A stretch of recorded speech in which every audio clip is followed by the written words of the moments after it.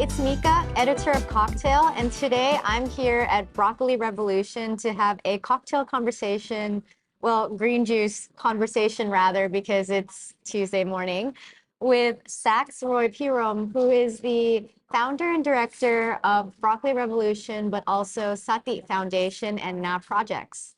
So, hey, Sax, thanks so much for giving us the time and the space to do this. No worries. Thank you for coming. I know that you're so busy usually, so that is the topic of today's conversation. What are you so busy doing? What have you been up to these days? Well, I mean, I think for like everybody, like COVID was a big, was a lot of issues during COVID. So I'm in F&B. So COVID, particularly F&B were like closed and open. So during COVID, there was a lot of emergency stuff, opening. And then we had projects. So I had projects with I was part of a group that started COVID relief. So we did food distribution. We did over 1 million meals. We did mental health training for ASASA. It's like the mental health, the health volunteers and communities. We did upskilling. So that was kind of like heavy during COVID. Right. And then now things are getting better, but they're not 100%. So there's a lot of kind of recovery. So even with work and it's kind of like a recovery phase and trying to kind of balance everything out. Right. I kind of wanted to ask about Na and Sati, because those are very interesting to me. You've been long associated with Sati Foundation. Could you talk a little bit about that? What are you doing these days? Yeah. So Sati, actually, it's going to be like 10 years next year. Yeah, years are going to be 2023 next year, right? Yeah. So it's going to be 10 years since I founded Sati. So it's been kind of like a growing process. So we do healthcare and education for two groups of youth, at risk and underserved. So at risk is more kids in Bangkok, like kids in sex trafficking, drug abuse, drug trafficking. Outside of Bangkok, it's more underserved. So kids in lower income families, up in the tribes. So we do preventive care, we do job training workshops. With COVID, things I remember it happened in March 2 years ago. So we had all these projects planned. We had a detention center project. We were supposed to go up north. And then all of a sudden, things started getting locked down. Like schools started closing.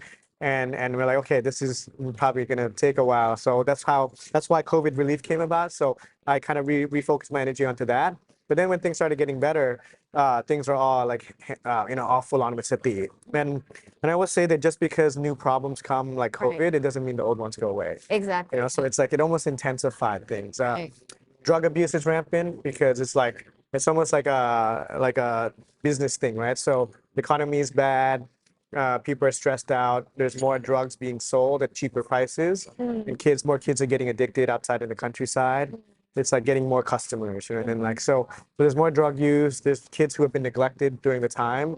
So it's kind of it's almost like I feel like we're doing the same things we're doing, but it's like full on. Right. Maybe even sometimes I feel like we're starting from scratch because of COVID. Right. So we have our projects. This Friday. I'm going to Chiang Mai. We're starting a sex ed program. So what we always try to do with Sati, and I try to let the problems lead. So the community tells me the problem. I don't ever go like, hey, you need to do this. We're never going to go, hey, I'm coming to fix this problem or that problem. Right. It's about communication and being like, okay, what can we provide that you need? And it's an interaction, right? So it's a joint thing. Things need to be fixed together. Right. The drug problem has increased during COVID, and you deal specifically with youth, right? So how do you what exactly do you do to get them not to go in that direction or, So most of our activities are active learning based. So we do use a lot of, we do everything from, Muay Thai to photography, to art therapy, to cooking. So we're volunteer based, right? So the goal of these activities, one is, so most of the youth that I work with, they're most likely not going to go back to school. There's some that are street kids, there's some that are already working. If you work at, let's say, a mini mart or 7-Eleven, you get about 340 baht for 10 hours of working. It's like minimum wage. If you're a young young prostitute, right, you can make 1,000 baht for like 20 minutes. Yeah. So if you've been through an abusive family, you've been treated badly your whole life, the psyche is kind of on a different level. So you're able to a lot of these youths are able to kind of separate that mind body. Right. Therefore, it's becomes this kind of like money. If they're going to choose 1,000 baht, 1,000 baht and 340 baht standing on your feet, I mean, it almost seems like an easy choice for them, right? Right. But how do you get them to choose? Like, why would we choose working in a all day as opposed to hurting ourselves? You know? It's about human value. So these activities, like whether it's painting or cooking, I always kind of categorize it. So when we do our photo workshops, the first we do about a month every year. So we do different activities. We teach them how to put the camera together. We do camera obscuras, pinhole camera. Then we Nice. do like Polaroid, and then we do digital, and then we have different artists come and show, and then they have to do it too. So what the kids, what I'm trying to show the kids is one, the 2 hours they're with us. We know they're not out there doing anything bad. Right. Two is do they enjoy themselves? Is this kind of like a happiness? Does it start a conversation like about their pictures? Does it help them some form of therapy? Three, do they get a skill? Four, maybe they even get like a job. Maybe they can work at a film crew. There's always people holding lighting. Five, maybe they become a photographer someday. These youths have grown up with only negative reinforcement. When we grow up, we do well in school, we get good grades. Our parents say good job. We do bad, we have bad grades. These are the things that develop us into an individual today. Right. Allows us to make decisions. But imagine growing up and being like, you're horrible, you're a bad person. You're never going to be anything. Yeah, I mean, your psyche is this. That's why they're able to do these bad things. Right. So the goal of Sati, my goal is not to get them up here, but I want to put them on a fair playing ground. Yeah. So when they make choices, it's their choices. Because you have so many projects, right? Na is kind of different. It is social impact, but it's on non-ties, correct? Right? How did you get into that? Because It was meant to be a platform using like a social impact platform using food and beverages. So we have like a space. We have two spaces now, but we have a space where we can connect with other NGOs. So we train Sati kids. They go and train to be baristas. They train to do food business. But we also work with other NGOs, such as Asylum Access Thailand. They work with urban refugees. Right. So they're kind of like almost like a UNHCR. They do policy work and they do law. So they help them with their papers.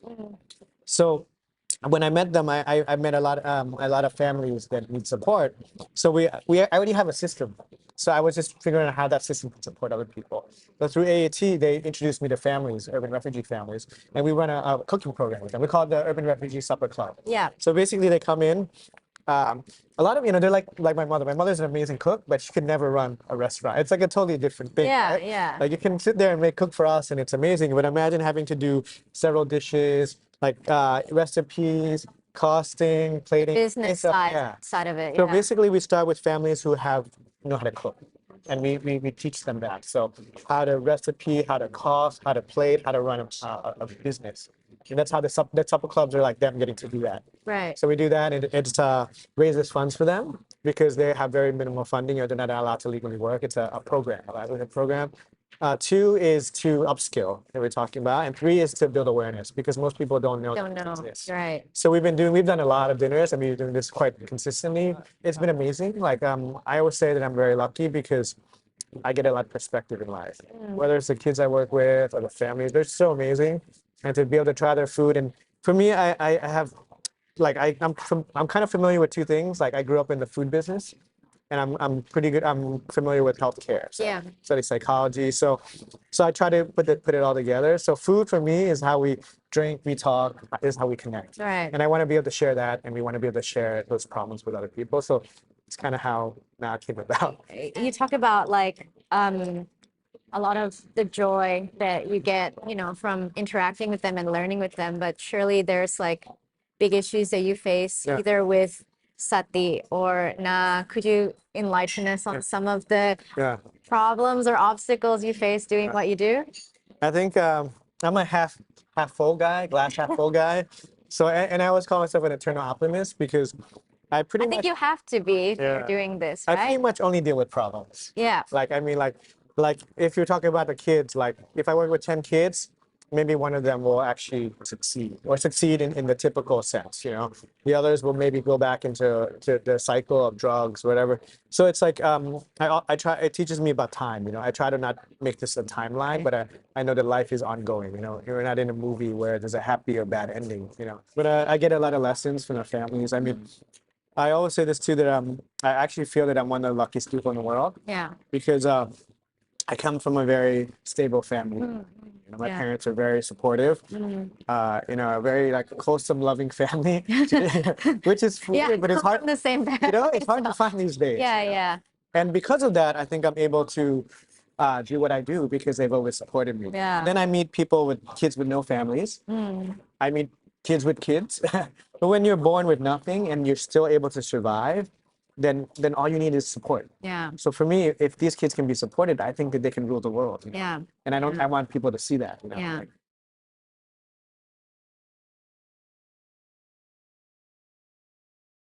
How many minutes was that? Hi, this is Mika from No, again, sorry. I can't imagine not being able to call someone a phone. So with all these, different things, it kind of adds this like, We have to pause for a second. Okay, and cut. Thank you.